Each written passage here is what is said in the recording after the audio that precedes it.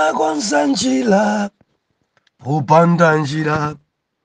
Amakonza njira, Popanda njira. Amakonza njira, Popanda njira. Amakonza njira, Popanda njira. Yoyo njira, Popanda njira. Yawe njira, Popanda njira. Mama njira, Popanda njira. Baba njira, Popanda njira. Ndikulandireni okondedwa omvera konse kumene muli.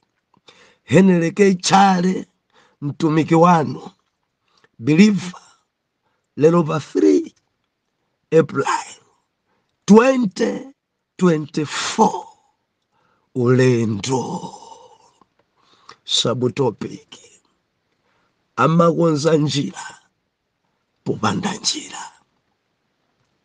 Exodus chapter number 14 tikuwerenga verse number 15 mpaka na verse number 25. Mawotsogolera Aisraeli aoloka pouma. Verse number 15 Bible nakuti ndipo Yehova anati kwa Moses, ufuliranji kwa ine? Lankhula ndi ana Israeli kuti aziyenda. Ndipo iwe nyamula ndodo yako nutambasule dzanja lako ku nyanja nuigawe, kuti ana Israeli alowe pakati pa nyanja pouma. Ndipo ine taona ndidzalimbitsa mtima ya Igupti kuti alowemo powatsata. Ndipo ndidzalemekezedwa pa Farao ndi pa nkhondo yace yonse, pa magaleta ace ndi pa okwera pa akavalo ace. Ndipo Aigupti adzadziwa kuti ine ndine Yehova polemekezedwa ine pa Farao, pa magaleta ake ndi pa okwera pa magaleta ake. Verse 19 Ndipo mthenga wa Mulungu wakutsogolera ulendo wa Israeli unachokako nutsata pambuyo pawo. Ndipo mtambo njo uja unachoka patsogolo pawo nuima pambuyo pawo, nulowa pakati pa ulendo wa Igupti ndi ulendo wa Israeli. Ndipo mtambo unachita mdima komanso unawunikira usiku, ndipo ulendo wina sunayandikizana ndi unzace. Anatambasulira verse number 21. Hallelujah. Ulendo wina sunayandikizana ndi unzace usiku wonse. 21 Ndipo Moses anatambasulira dzanja lake ku nyanja, ndipo Yehova anabweza nyanja ndi mphepo yolimba yakummawa usiku wonse, naumitsa nyanja, ndipo madziwo anagawanikana. Ndipo ana Israeli analowa pakati pa nyanja pouma, ndi madziwo anakhala kwa iwo ngati khoma, palamanja ndi palamanzere. Ndipo Aigupti anawalondola nalowa pakati pa nyanja powatsata. Ndipo akavalo awo a Farao ndiwo akavalo awo a Farao, magaleta ace ndi apakavalo ace. Ndipo kunali ulonda wam'mamawa. Yehova anali moto. Hallelujah. Yehova anali moto ndi mtambo njo unawapenyera pa ulendo wa Aigupti. Oh, hallelujah. Nauvuta ulendo wa Igupti, ndipo anagulula njinga za magaleta awo nawayendetsa molemetsa. Pamenepo Aigupti anati, tithawe pamaso pa Israeli, pakuti Yehova ali kuwagwirira nkhondo pa Igupto. Hallelujah. Believer time pamenepa. Mochedwa. Ana Farao mochedwa. Kumapeto kukumandikhudza ine. Akuti tithawe tibwerere dzoneka ngati tikulimbana ndi anthu amene Mulungu akwagwirira nkhondo. Lero believer tidalitsika ndi tilimbikitsika kwambiri. Dzulo tinali pano timanena kuti usaope. Kudziko kuno kuli mantha, anthu aunjenjemera, anthu akuthawa njoka luzi, anthu akulira kudziko kuno kuli mantha. Tinayona ife dzulo nkhani kuti ana a Israeli maso awo ataona nkhondo a Farao adalira, adafula, adanjenjemera. Watitengeranji Moses? Bora kukhala ku Egypt koposa kufa m'chipululu. Watitengeranji Moses? Umadzera njira ino sumadziwa kuti kunoko kuli nyanja? Tioloka bwanji? Tiyenda bwanji? Bora kugwira ntchito ana a Farao koposa kufa. Ana Israeli antuzulira maso Moses. De Moses akwauza kuti musaope. Verse number 13. Musaope, chilimikani. Penyani chipulumutso cha Yehova chimene akuchitireni lero. Aigupti muwaonawa simudzaonanso konse. Mfiri mukudzionanso simudzazionanso forever. Zozunzazi, zopyezazi simudzazionanso. Musaope. Believer, Bible muli mawu oposa 366 amene amanena kuti usaope. Mavesi tu amenewo oposa 366. Usaope, usaope. Kutanthauza kuti tsiku lina lililonse Mulungu amalankhula kwa inuyo kuti usaope. Mundimva? Kuyambira January 1 mpaka na 31 December.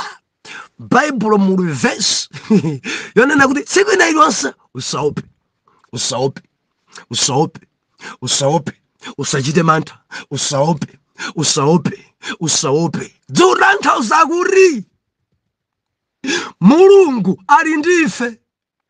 Osaopa. Dziko kuno anthu aunjenjemera akulira. Ena kuopa imfa. Chifukwa choopa imfa anthu adapeza dzimankhwala kuti adzikhwimira asafe. Ena akuopa kuti mwina akhoza osauka. Dzina lawo likhoza kutsika nkukhala osauka. Ali mchishopu chachikulu endi pano pali ni mantha. Kodi ndikabloka? Kodi ndikagwa business? Mamini basanga ngati saenda. Mantha agwira anthu nchifukwa chache ali ndi dzimankhwala, ena lili dzinjoka kuti dzina lawo lisatsike akhalebepo mpacha. Ena ali ndi mantha kuti mwina sindipangidwa demotion. Bible na kuti usaope. Ena ali ndi mantha kodi banja ndiyendesa bwanji. Ena ali ndi mantha kodi ulimi ziyenda bwanji. Ena ali ndi mantha business yenda bwanji. Ena ali ndi mantha kodi school fees ndipeza bwanji. Ena ali ndi mantha kodi ana ndiyasamala bwanji. Believer, Jehova nakuti usaope. Usaope. Chilimikani. Penyani chipulumutso cha Yehova amene ana anu aphunzirire. Ndikunena ndina kundivomeza tabusa. Mwananga dangopita ku college ndilibe fees yokwanira. Koma nena pano ali chaka chachitatu. Kochoka fees usadziwako. Usaope. Mapereka pang'ono usaope. Wina mwachisomo mwana wa adapeza loni. Usaope. Usaope. Ena mvula sinagwe chaka chino. Sana kolole mena makulolera. mankhani mwana wanga wina didati chimunda chonse matumba 5 sakwana ndikulimbikitse usaope alipo amene amajesa usaope osaopa banja ili gbede usaope muopa chani wina uduala auchita nchenchemera usaope aichipiti muaona wasimudzaonanso aikoputi muaona simudzaonanso sindikudziwa kuti manthano ali pati inu mumaopa chani mumanjenjemera ndi chani mukamakhala pena pachomwe muopa chani Bible nakuti osaopa lero kuti usaope kuti kumawa kukachaso mawa Jehova unasukani kuti usaope fama verse ngambiri usaope usachite mantha usaope usatenge nkhawa usaope Jehova akumenyera nkhondo lero ndikunena kuti lero amakonza njira popanda njira Believe tupembedza Mulungu amene amaidabwisa dziko ndikukumbutseni topiki tunena za ulendo mulendo menemu muli nzokumana nazo mulendo menemu ena kuti tsara mulendo menemu ena saumvana febwino kusamuka kwathu tapangisa dziko kusamuka kwathu tapangisa dziko milatho jasiukonzedwa dzuloni manena pano ene Ijipiti idalowa pansi dziko lidasakala dziko chuma chidaonongeka ana Mulungu arachoka dziko Ijipiti idafika posauka ndi adachita kukumbutsana taloleranji nchibwana tachichitachi bwanji tikagwira bwerere kuti adzidzatutabe miyala adzidzaumbabe njerwa tikarenga bwere biliva mulendo uno akutitsara ausoweka rochitohule mukutembenuka kwanu mtima akukutsatani beni umadzadabwa pena pake ukumana naye chibwenzi chako chakale chikulondolabe haleluya ndamadza kunenera mawu matesadi nditu maumadi mtima nditu muna nyengoso zako zitalimba amakulondolabe mulimbikirabe zopempherasi mudatesadi chibwenzi ndi ine chifuka cha Yesu anzanu amapemphera akuchitawa bwanji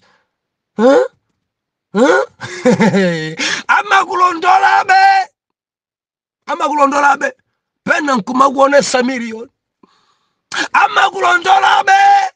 amakulondolabe osaopa mondimva mwana Mungu osaopa ena ndazibamba amabwera ndazimayo nandikanadi eri uzikhani nkazako yomwe amabwera raminula kuti mwina kukope ndiukamba ndiwina undifomeza wozona amabwera rakukonsekera ataipenta milomo atapenta lulume kuipenta somano dzino lina la green lina la white lina la red atadzikomesera khosata ikaika akukuyandikira iweyo uratsazika kuti ndiutuluka ndiupita kwa yawe amadzabwera nkudzakufunsa walimba mtima ndakusowa nkumakuza timauta chikondi ena nkumakulembera timauta chikondi ena nkumakutumizira zithunzi zolaula kuti zona wandilekadi sindikugona kuno biliva tamvera imangokhala bodza samagona kumendeko ndikukulondako haleluya lero ndinena kuti amakonza njira popanda njira akulira audandaula manthada agwira Israeli, Moses adalimbikitsa, Yehova kumenyerani nkhondo, akupinda mawondo Moses pa Yawe. Mulungu akumuwuza Moses, ufuliranji kwa ine, uzana Israeli aende, ana Israeli aende. Moses pompa da uzana Israeli tiende, kulira unarambalala bilifa kupesa, usamarambalala iraenda, tufunika kuyenda mulendo, tufunika kuchita chandawala, tufunika kuyenda kwa mpiru ulendo. Usarambalale ndikunena ndi ampira rambalala, asima ya mpira rambalala, asima mbwa mpira rambalala, zimene nkatumikira zisiya arambalala, adali achifundo lero arambalala, adali woimba lero arambalala, ankatumikira lero arambalala. Jehova kuti uza Israeli iyende. Ndimafuna ndikulimbikitseni lero, mwana Mulungu, endani. Musakhale malo amodzi, endani. Musachita chorambalala, endani. Musalire mukugona, endani. Ngati mukugona pamenepo zedi ana Farao akupezani, adzakubabadani, adzakuumbudzani. Sizikufunika kulira utagona kuchita kudzigubudusa. Ayi, yenda. Tiende. Bible linakuri adamuza kuti tenga ndodo yako uigawe nyanja, uigawe. Pompo Moses adatenga ndodo, loza ku nyanja, ndikugawa nyanja. Akuti Mulungu chimene adachita, adaigawa nyanja pogwiritsa ntchito mphepo. Mphepo idaomba, kuomba pa nyanja. Akuti ndikuyimitsa mbali imodzi, madzi osayenda adayima ngati khoma pi, mbali inayinso ngati khoma. Ana Israeli adayamba kuyenda pa nyanja pouma. Awo apitawo ali pa nyanja pouma, akamagwira mbali kwaona madzi ngati khoma, akamagwira kumanja kwawo kwaona madzi ngati khoma. Believe ichi nchozizwa ichi. Ana Israeli ali pa nyanja, pakati pa nyanja akuyenda, koma nyanjayo yagawika. Akuyenda chochita kuponda pa mchenga. Madzi arapha. Jehova raumitsa, msewu urapezeka pa nyanja. Amakonza njira popanda njira. Believe njira. Tupembedza Mulungu amene amakonza njira, malo amene njirayo palibe. Mundimva na Mulungu, njira imene Mulungu amayikonza imakhala njira ya ana ake. Ndipabwereze pamenepa. Mulungu akakonza njirayo amakonzera ana ake, osati ana Farao. Ana Farao akayendanso njira imene akumana nazo. Njira imene Mulungu andikonzera ine kuti ndiwoloke, wina akaitsata njira imene yoyo, njira yosiyashe koma ndi ine. Wina akatsata njira imene zedi zimvuta. Ndimafuna ndilisekhwelere ine. Jehova amakonza njira popanda njira. Ndikunena ndi wina kutsogolo kwake angona nyanja, ndikunena ndi wina kutsogolo kwake angona khoma, ndikunena ndi wina kutsogolo kwake akusowa kolowera, alibe chogwira, misozi ili patsaya. Ndikulimbikitse, amakonza njira popanda njira. Amakonza njira popanda njira. Bible ikunena kuti ana Israeli ali pa nyanja akuyenda, nawonso ana Farao atafika pamene paja, osayamba kudzifunsa, osayamba kudabwa, nawonso atapeza kuti nyanja yagawanikana, sadachedwe nawonso adagwera. Kwatsata ana Israeli amagalera ena pa makavalo, mabwana awo, asilikali awo. Tiyeni tiyagwira ana Israeli. Akuti Jehova adaurenga mtambo njo umene udali kutsogolo kwa ana Israeli, adaubweza mbuyo mtambo njo, akudakhala pakati uku a Israeli, uku a Egypt. Akuti chintambo chidayamba kuda bi, endi kuda kwa mtambo kudapangisa Egypt kuti asaone a Israeli. dzimagalera dza Egypt believe zinkathamanga kopya. Ndipo panyanja paja adawayandikira ana Israeli pafupifupi mita. Koma chifuka cha ndima sadathe kuona kuti tawayandikira. Chifuka chimene Mulungu adachita adayamba kuvutitsa ulendo wawo. Magalera awo Mulungu adagulula. Magalera awo Jehova adawaphwesa. Mulendo wawo udayamba khala ovuta. Ulendo wawo udayamba khala owawa.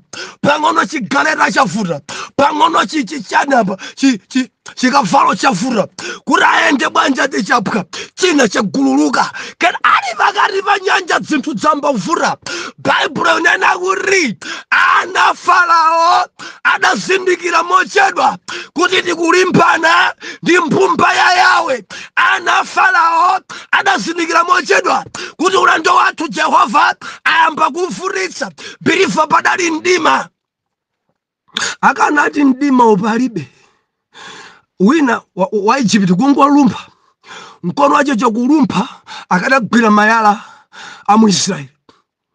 Koma chifuka cha mdima umene udawalekanitsa udali mdima wopsa kwambiri. Ndipo Jehova adayamba kuvutitsa ulendo. Malondalondawa,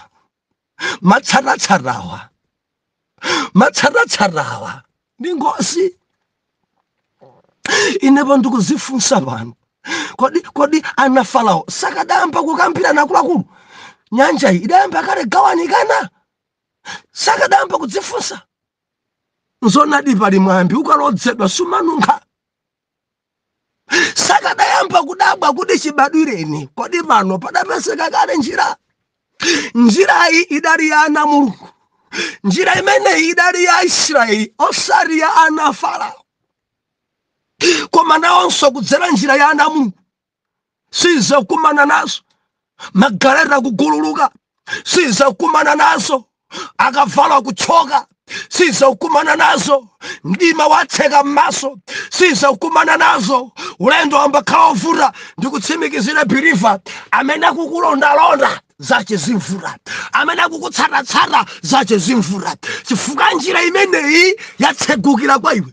Yehova ameneyi atsegula njira pa iwe kuti upeze ntchito. Eni njira imeneyi ndi yako basi. Wina akakutsatatsata akakulondalonda magalera ake agululuka. Zimvura zakavalo zake zitchoka. Eni zotsatira zake asafa. Ndimafuna ndinene apa ndichite kuliza khwerere. Mulungu amatsegulira njira aliyense yake. Bilifa mondiva. Modziwa kudziko kuno wina Mulungu adatsegula njira kuti achite bwino ndi business ya madonas. Ndikuti Mulungu amatsegulira njira kuti moyo wacho usinthe pa zachuma ndi madonas. Ende njira imeneyo ndi ayiyeyo. Akangophika madonas amathera pa moto.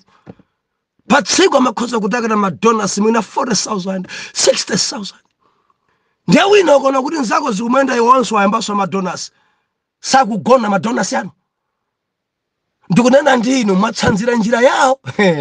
Amene ajani njira yawo. Mulungu atsegulira imeneyo kuti ndi donas achita bwino. Njenena pano adayambira pa madonas pano ali maminibus zawo zikuyenda. Mukafufuza madonas akuphikabe.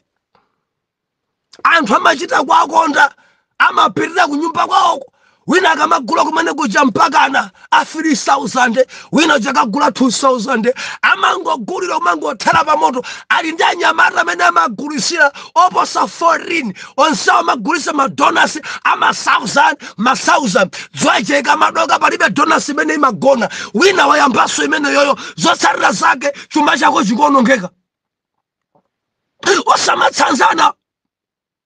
Osamatsatira njira imene yoyo nja mkulu ameneyo. Mayi amene aja njira yayo ndi imeneyo. Bilifa mundimvaka. Ngati wina achita bwino atali machitowe. Sizikutanthauza iwe sokolo machitowe ulemera. Ayi. Ati abusaja madalaja ali machitowe agula mtutumula. Nanenso ndifa ndilime changa guleku iwesu igula mtutumula. Njira imene idatseguka kwa iwachi. Matsaratsara wadzima unonga.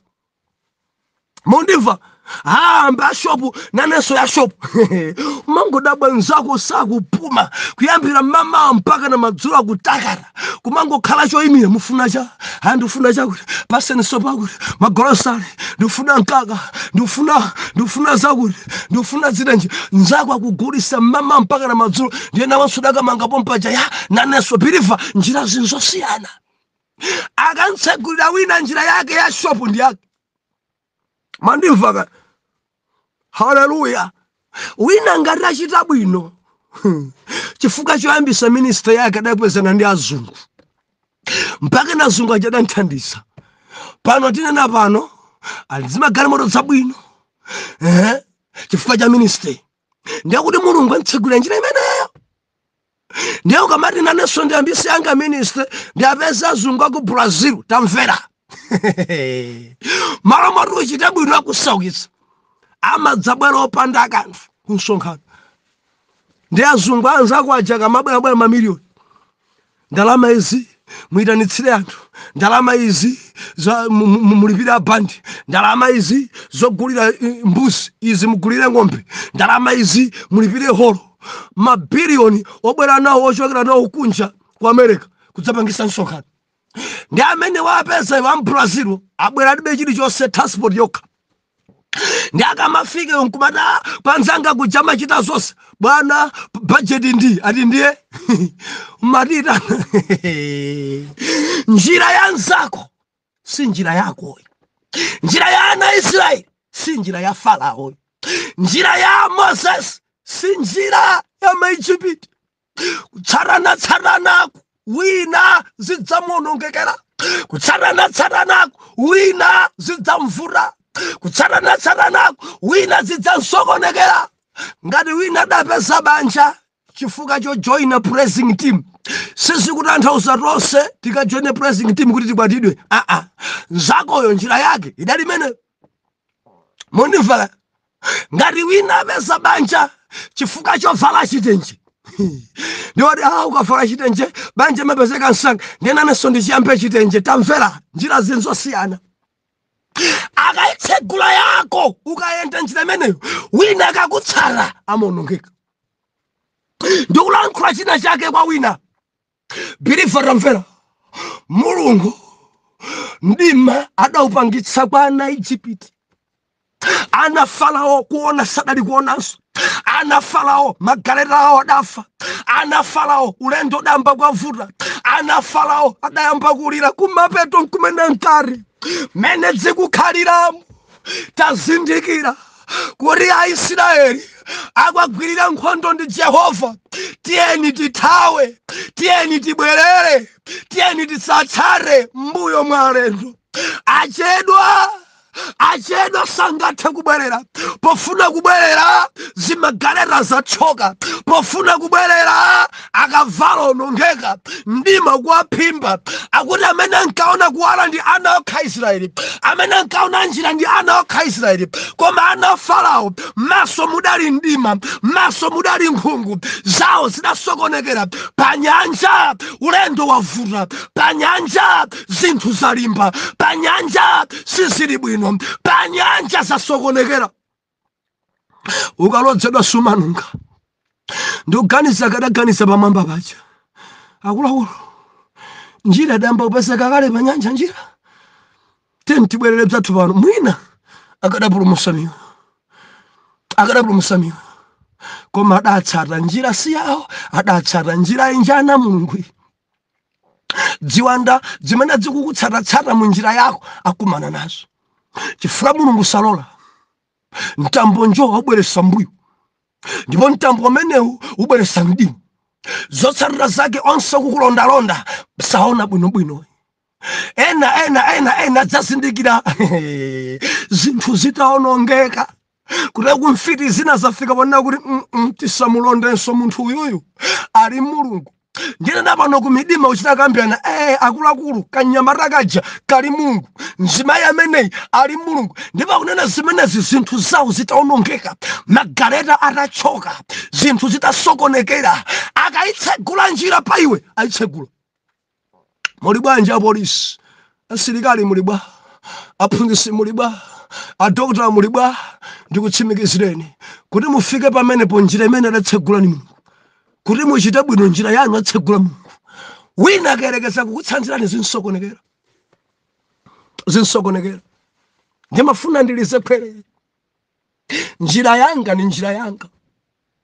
Njira ya Israeli ni njira ya Israeli. Njira iyi Mulungu atsegulira Hebrew. Aigupto amene akutilondawa mawa alira, mawa achonga, chifukwa magaleta achoka, akavalo aonongeka, chindima chaphimba. Onse olondalonda na Mulungu musamale kwambiri, chindima chikuphimbani, magaleta aonongeka, ambiri aononga zinthu zawo chifukwa cholonda na Mulungu, ambiri aononga chuma chawo chifukwa chodalenda na Mulungu, ambiri kutsata wodzozedwa ma-intercessor, maononga mabanja anu, maononga mautumiki anu, maononga tsogolo yanu. Musamale kwambiri chifukwa chintambo njo chabwerera mbuyo chikuvutisa magaleta ndi akavalo. Mdima ulipi ana Israeli ndi amene akupenya. Mundilondole mmawa Atate m'dzina la Yesu. Zikomo chifukwa cha njira imene ine mudanditsegulira, njira imene mayi awo mudatsegulira, bambo ajaso mudatsegulira. Ene njira imene iyi ndi ana anu osati ana adyabo. Ndiupemphera m'dzina la Yesu kwa onse amene akulonda na Mulungu, zimagaleta zawo zichoke mu dzina la Yesu. Ora mtima tenke kuti amen and amen.